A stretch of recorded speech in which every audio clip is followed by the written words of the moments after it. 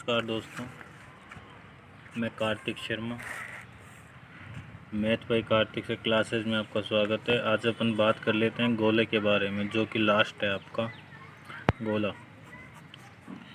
गोले में भी आपको 3, 4, 5 सूत्र जो भी हैं वो याद रखने पड़ेंगे। तो सबसे पहले अपन गोले की बात करते हैं। गोले के जो एग्जाम्पल आते हैं वो आता है क्रिकेट की गेंद, यानी और भी कई उदाहरण हैं। क्रिकेट की गेंद, फुटबॉल, ठोस, गोला इत्यादि। कहने का मतलब जिसमें हवा भरी जा सकती है गोला कहलाता है। अब उसी क्रम में अपन गोले के कुछ सूत्रों को बात करते हैं। गोले का संपूर्ण पृष्ठीय क्षेत्रफल, गोले का संपूर्ण पृष्ठीय क्षेत्रफल, गोले का संपूर्ण पृष्ठीय क्षेत्रफल होता है 4πr²। इसका मतलब ये होता है 4πr² का मतलब ये होता है कि जो आप वृत्त है ना, वृत्त के क्षेत्रफल को यदि किससे गुणा कर देंगे 4 से, तो क्या आ जाएगा गोले का क्षेत्रफल। लेकिन एक शर्त है, क्या कि त्रिज्या गोले की और उस वृत्त की क्या होनी चाहिए, समान। ठीक। अब बात करते हैं गोले का आयतन।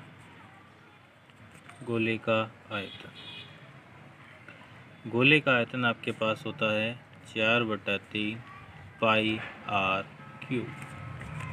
क्या होता है 4/3 πr³।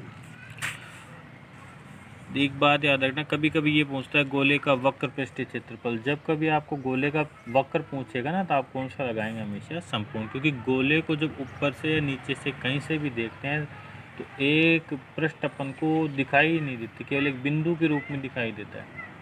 जैसे क्रिकेट की गेंद को आप कहीं से भी पकड़ लो, आपको वृत्त ही दिखाई देगा चारों तरफ।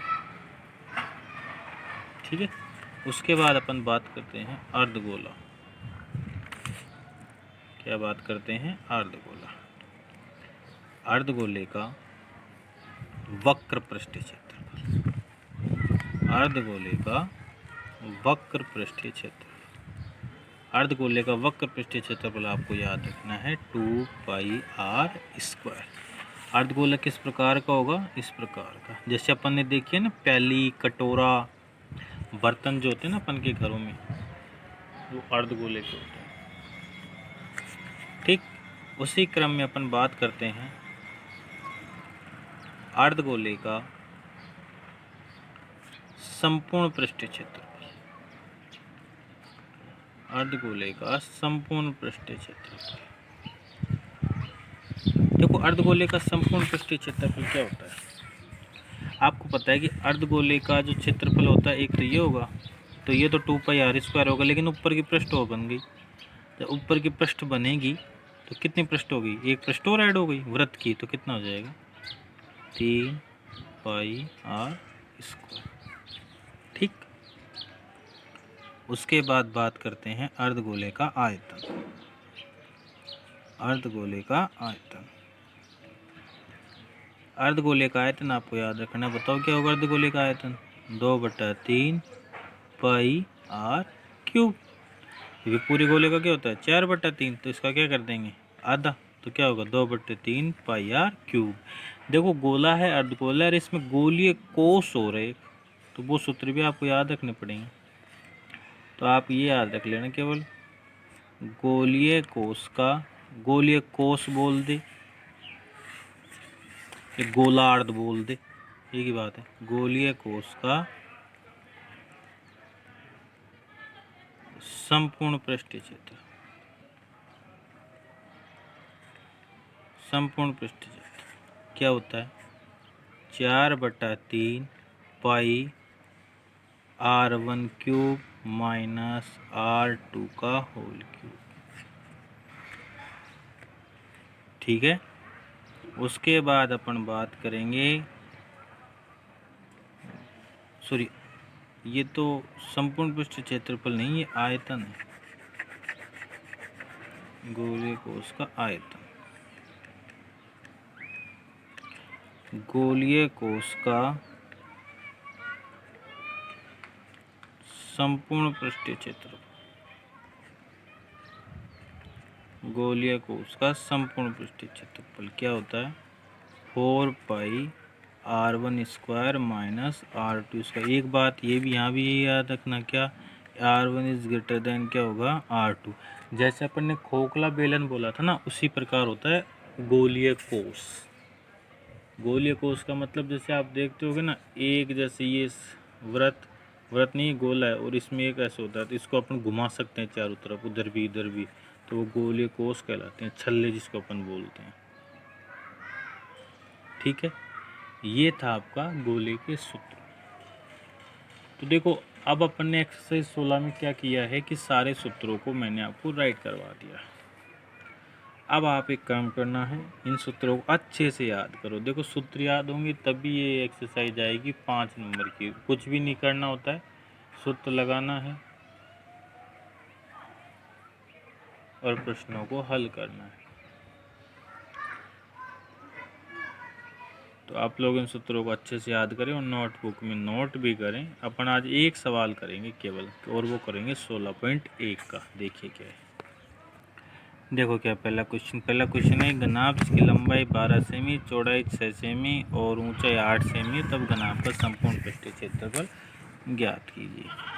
तो आपको ऐसे लिख करना, कैसे ऐसे करना है, आपको लिखना है घनाभ की लंबाई, कोष्टक में लिखना है एल कितनी है 12 से। उसके बाद आप लोग लिखना है घनाभ की चौड़ाई बी 6 से, घनाभ की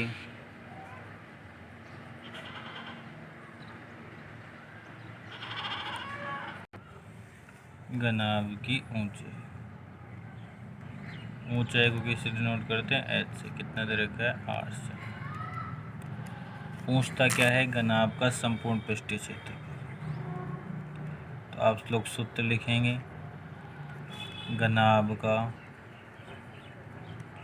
संपूर्ण पृष्ठीय क्षेत्रफल क्या होता है 2 कोष्टक L V plus B H plus H L. मान रखो 2, एल का मान 12, बी का मान 6 प्लस 6 गुणा 8 प्लस 8 गुणा 12 करो गुणा 2, 12 6 की 72, 8 6 की 48 और 12 अंटा 96।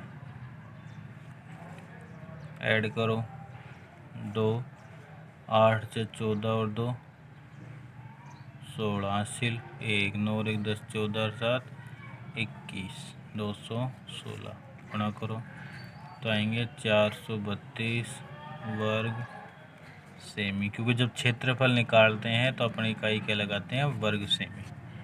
ठीक है, ये कौन सा क्वेश्चन था आप लोगों का पहला। और क्वेश्चन अपन करेंगे, तो अभी आप लोगों को इतना काम करना है सूत्र याद करें और पहला क्वेश्चन करें। ठीक है, और चैनल को यदि सब्सक्राइब नहीं किया है तो सब्सक्राइब करें और अपने परिवार का अच्छे से ध्यान रखें कोरोना महामारी के कारण। तब तक के लिए धन्यवाद, नमस्कार, आपका दिन शुभ हो।